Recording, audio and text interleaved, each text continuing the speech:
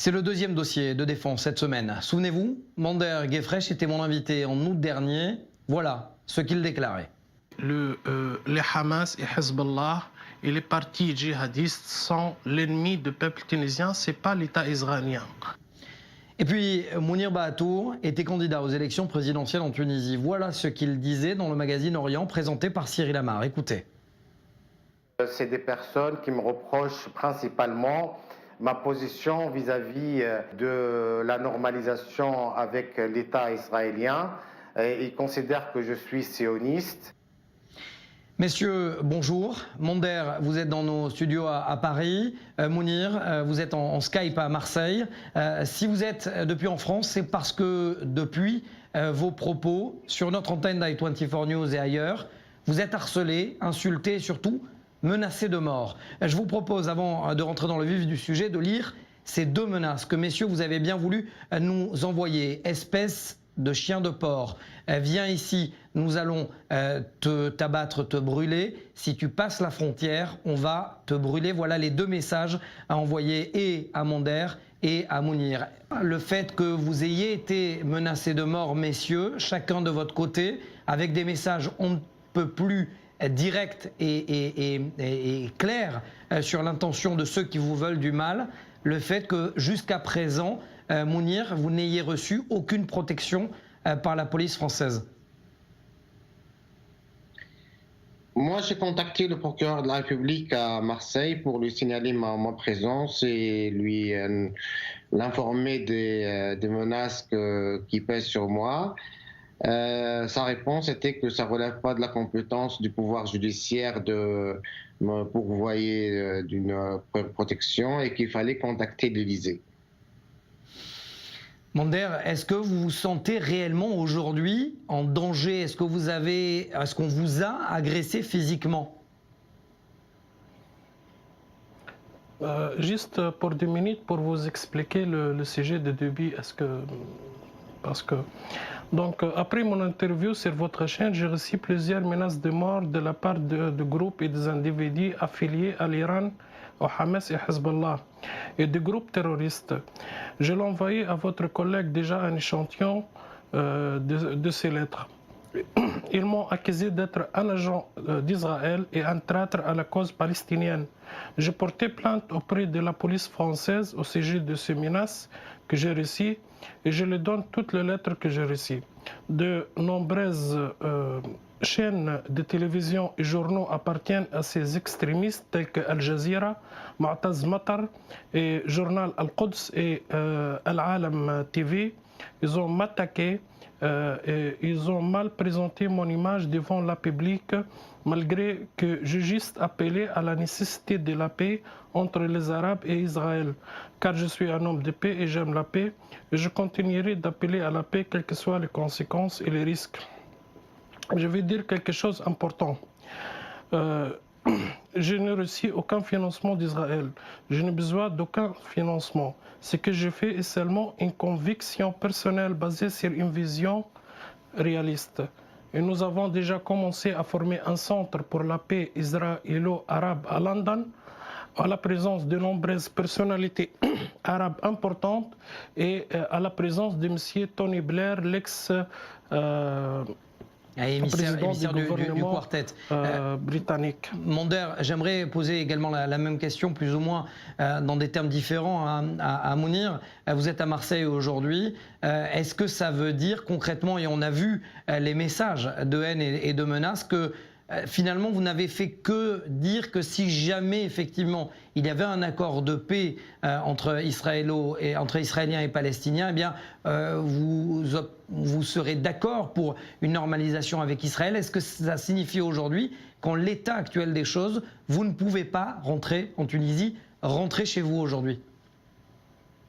Non, je ne peux pas rentrer en Tunisie, c'est clair. Il n'y a pas que les menaces des extrémistes et des islamistes contre moi qui menacent de me tuer. Il y a aussi des poursuites judiciaires contre moi par l'État tunisien, par le pouvoir judiciaire tunisien pour blasphème tout simplement parce que j'ai rappelé des faits historiques. J'ai rappelé les exactions des premiers musulmans contre les juifs de Banu Quraïza et comment en une journée, on a exterminé 900 juifs à Médine, et c'est des faits historiques. Le poste pour lequel je suis incriminé aujourd'hui en Tunisie, c'est un poste que j'ai partagé sur Facebook, dans lequel il n'y a rien d'actuel, mais ça ressemble énormément à l'actualité du XXe siècle. J'ai parlé de ce qui est arrivé aux Juifs à l'époque où Mahomet régnait en tant que de maître sur Médine en Arabie Saoudite. Et ça m'a valu des fatwas, ça m'a valu des poursuites judiciaires. Et je suis menacé pas seulement par les extrémistes et les terroristes islamistes, mais je suis menacé par la justice tunisienne aussi. On vous accuse d'être sioniste. C'est un crime en Tunisie en 2019 ? Être sioniste, ça a été qualifié par le nouveau président Kais Saïed. Il a dit être sioniste, c'est commettre la trahison suprême. Et la trahison suprême, c'est un crime puni de la peine de mort par la loi tunisienne. Monder, vous me disiez hors antenne que vous avez rencontré l'ambassadeur d'Arabie Saoudite à Paris, l'ambassadeur des États-Unis. Est-ce que vous avez eu un contact avec les autorités israéliennes ? Oui, c'est pour cela, je veux dire, j'aimerais bien remercier des milliers d'amis qui m'ont soutenu. Et je remercie mon ami Eddie Cohen à Tel Aviv. Je voudrais remercier l'ambassade d'Arabie Saoudite à Paris et des États-Unis pour leur soutien face ces menaces terroristes que j'ai reçues. Et j'appelle déjà le ministère de l'Intérieur français de me protéger. Ils ont me promis de protéger ma vie. Pour les Israéliens, je parle avec le responsable de presse de l'ambassade d'Israël à Paris. C'est mon ami déjà, il connaît tout. Mais ils ont dit qu'ils vont discuter avec les autorités françaises pour me garder. Et déjà, ils ont ouvert une enquête contre ces gens qui ont m'envoyé de lettres, même à mon adresse à Paris. Donc, c'est ça. Mounir, vous me disiez à l'instant qu'effectivement le président tunisien a déclaré que finalement toute normalisation avec Israël était un crime. Il disait d'ailleurs que la Tunisie est en guerre idéologiquement avec Israël. Alors ça, on a bien compris avec Israël, mais est-ce que dire officiellement, comme on l'a entendu juste avant, que le Hamas est une organisation terroriste, ça aussi c'est un crime.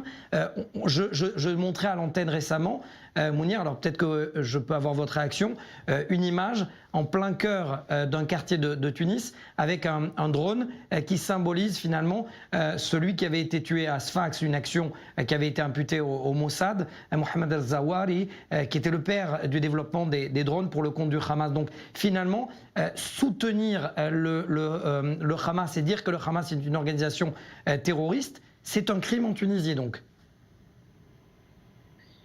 Non, la loi ne dit pas grand-chose là-dessus, mais la soi-disant cause palestinienne est tellement sacralisée en Tunisie, est tellement glorifiée, est tellement devenue plus importante que le pain quotidien du peuple tunisien qui gagne un quart du revenu du Palestinien en Cisjordanie, cette cause est devenue tellement prépondérante dans les médias que toute voix discordante qui alerte sur les exactions de Hamas, sur les faits terroristes de Hamas, sur les pratiques même contre sa propre population. Je ne parle pas des pratiques de Hamas contre Israël, mais contre sa propre population.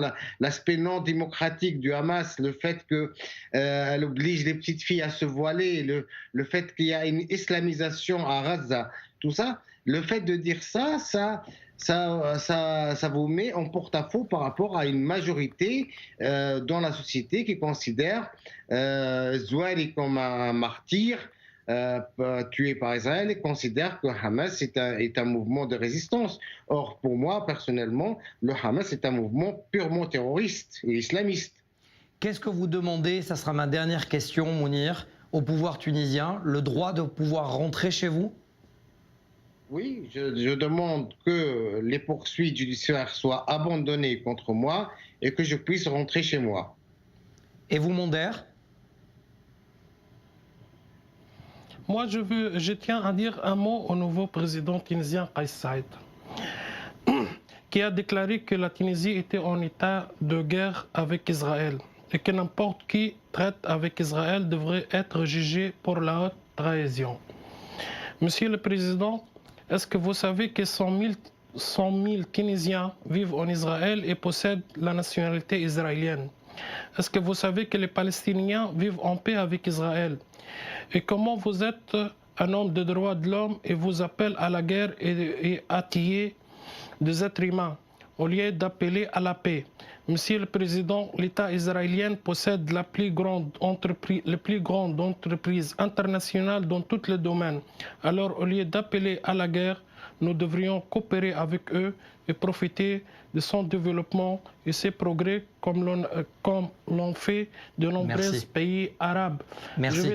Je vais demander à tous les gens de travailler ensemble pour la paix. On ne veut plus regarder 200, on veut regarder la paix parce que c'est le moment pour agir ensemble dans ces contextes. Merci Monder Guefresh, merci Mounir Batour d'avoir été avec nous, d'avoir accepté de nous parler de vos menaces auxquelles vous devez faire face, de menaces de mort concrètement depuis plusieurs semaines, plusieurs mois. Merci à vous deux d'avoir été avec nous dans cette émission Défense.